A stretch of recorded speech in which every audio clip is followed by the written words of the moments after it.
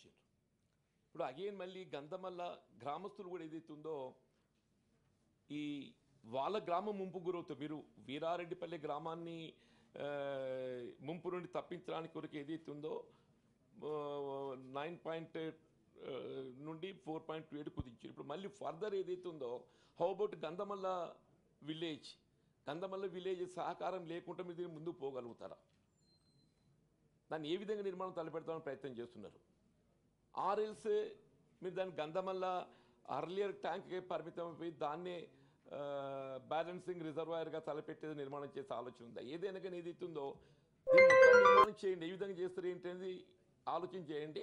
See that it is మనకు ఫలితం ఇచ్చే విధంగా నిర్మాణం చేపట్టాలి.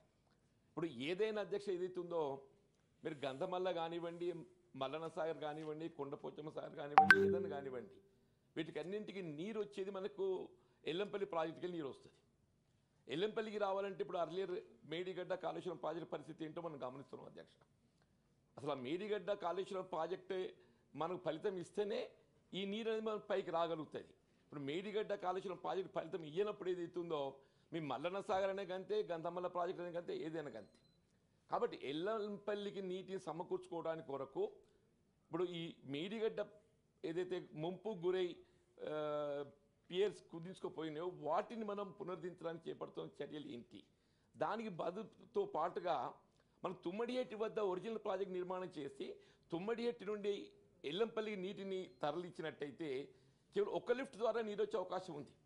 The earlier proposed project was to lift water from Tummidihatti to Yellampalli. ఎల్లంపల్లికి వెళ్ళి ఎగువ భాగానికి ఏదైతే నీటి తరలించాలని ఇది ఒరిజినల్ ప్రాజెక్ట్. మనం తుమ్మడిహెట్టి వద్ద నిర్మాణం తలపెట్టే ప్రాజెక్ట్ ఏదైతే ఉందో దాన్ని మీరు మార్పు చేసి మేడిగడ్డకు తరలించారు గత ప్రభుత్వం. దాంతో ఏమైపోయింది, ఒక లిఫ్ట్తోనే వచ్చే నీరు మనకు అదనంగా ఇంకా 2 లిఫ్ట్లు అంటే 3 లిఫ్ట్లకు వచ్చింది. ఆ 3 లిఫ్ట్లు అయినా పర్లేదండి, ఇప్పుడు మేడిగడ్డ కుదించుకుపోయింది. ఇప్పుడు తుమ్మడిహెట్టి వద్ద నిర్మాణం తలపెట్టడానికి కొరకు కూడా ఏదైతే ఉందో మన మహారాష్ట్ర ప్రభుత్వంతో 148 మీటర్ల లెవెల్లో నిర్మాణం చేసుకోవడానికి వాళ్ళు అంగీకరించిన ఒప్పందం కూడా కుదిరింది. మీరు మేడిగడ్డ వద్ద ఎట్లయితే నిర్మాణం తలపెట్టడానికి 100 మీటర్ల లెవెల్లో ఒప్పందం కుదుర్చుకొని నిర్మాణం తలపెట్టిందో మీరు తుమ్మడిహెట్టి వద్ద కూడా నిర్మాణం చేపట్టడానికి మహారాష్ట్ర ప్రభుత్వం ఇన్ ప్రిన్సిపల్ అగ్రి అయ్యి 148 మీటర్ల లెవెల్తోని వాళ్ళు ఆమోద అంగీకారం తెలిపారు. మరి ఇప్పుడు అది తుమ్మడిహెట్టి వద్ద గట్ట మన రిజర్వాయర్ బ్యారేజ్ నిర్మాణం చేసినట్టయితే 148 మీటర్తోనైనా కానీ నీటిని తరలించడానికి కాలువలు కూడా తవ్వుకున్నాం మనం. ఓన్లీ థింగ్ ఈజ్ కాలువలు డిజైన్ మార్చాలి. కాలువలు తవ్వినప్పుడు ఏదైతే 152 మీటర్లు మన కాలువలు తవ్వినాం సార్. ఆ 152 మీటర్ లెవెల్ తవ్విన కాలువలు ఇవాళ మనం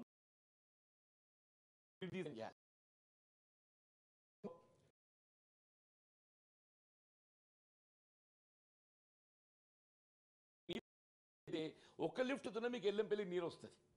ఒక లిఫ్ట్తోనే ఎప్పుడైతే మీకు ఒక లిఫ్ట్తో మీకు ఎల్లంపల్లి నీరు వచ్చినట్టయితే మీకు ఎల్లంపల్లికి వెళ్ళి మీకు మిడిమారేర కానీ ఎల్ఎండి కానివ్వండి, మల్లన్న సాగర్ కానివ్వండి, కొండపోచమ్మ సాగర్ కానివ్వండి, మీకు గంధమల్ల కూడా మెటీరియల్ అవుతుంది.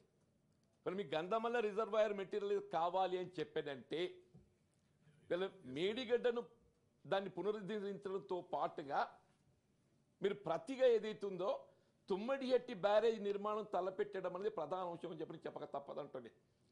మరి తుమ్మడిహెట్టి వద్ద బ్యారేజ్ నిర్మాణం చేపట్టినట్టయితే మన బ్యారేజ్కి ఒక 4-5 వేలు 5-6 వేల కోట్లు అవుతుంది, కాలువలకు 3-4 వేల కోట్లు అవుతుంది.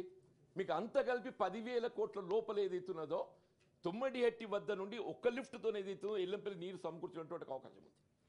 దయచేసి వల్ల మనం రాష్ట్రంలో కాంగ్రెస్ ప్రభుత్వం ఏర్పడ్డది, నూతన అధ్యాయం ఆరంభమైంది.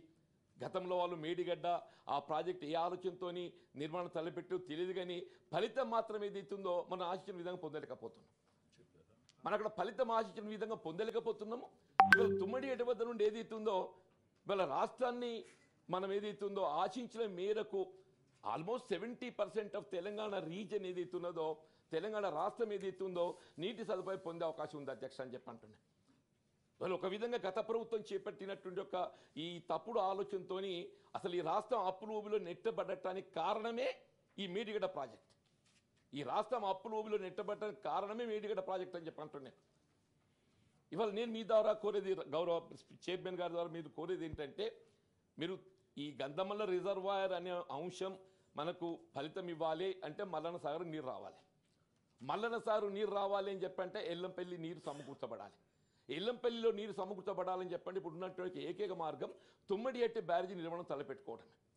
మీరు దయచేసి ఈ బడ్జెట్లో ఏదైతే ఉందో ఒక 5,000 కోట్లన్న తుమ్మడిహట్టి బ్యారేజీ నిర్మాణానికి బడ్జెట్ కేటాయింపు చేసుకుంటే సంవత్సర కాలంలో చెప్తున్నా సార్ నేను, సంవత్సర కాలంలో మనం ఏ వర్షాకాలంలో ఉన్నామో మళ్ళీ రాబోయే వర్షాకాలం నాటికి ఏదైతే ఉందో మీరు తుమ్మడిహట్టి నుండి ఎల్లంపల్లికి కేవలం ఒక్క లిఫ్ట్ ద్వారా నీటిని సమకూర్చుకొని ఎల్లంపల్లి నుండి ఏదైతే మొత్తం తెలంగాణ ఎగువ ప్రాంతం ఇలా హైదరాబాద్ నగరానికి త్రాగునీటి సమకూర్పుతో పాటుగా వీళ్ళ పారిశ్రామిక అవసరాలకు నీటిని సమకూర్చుకోవడంతో పాటుగా అన్ని విధాలు కూడా ఏదైతే ఉందో తెలంగాణ రాష్ట్రాన్ని సస్యామలం చేసుకునే అవకాశం ఇవాళ మన తుమ్మడిహట్టితో మాత్రమే ఉండదని చెప్పి చెప్పక తప్పదంటున్నాను.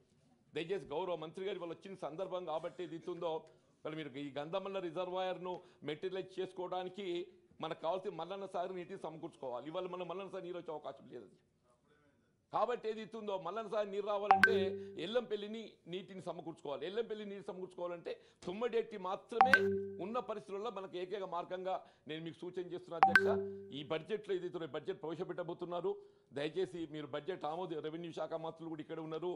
వాళ్ళ యావత్ ఉత్తర తెలంగాణ ప్రాంతం ఈ తెలంగాణ రాష్ట్రం ప్రధానంగా ఏదైతే ఉందో ఈ గోదావరి నది జలాలపై ఆధారపడి ఉన్నది. కాబట్టి ఈ గోదావరి నది జలాల సద్వినియోగానికి కావాల్సిన తుమ్మడిహట్టి ప్రాజెక్ట్ నిర్మాణానికి కావాల్సిన నిధులు కనీసం ఒక 5,000 కోట్లైనా రేపు మీరు బడ్జెట్లో ప్రతిపాదించినట్టయితే మన బ్యారేజీ నిర్మాణం సత్వరమే తలపెట్టవచ్చు, కాలువ నిర్మాణం తలపెట్టవచ్చు.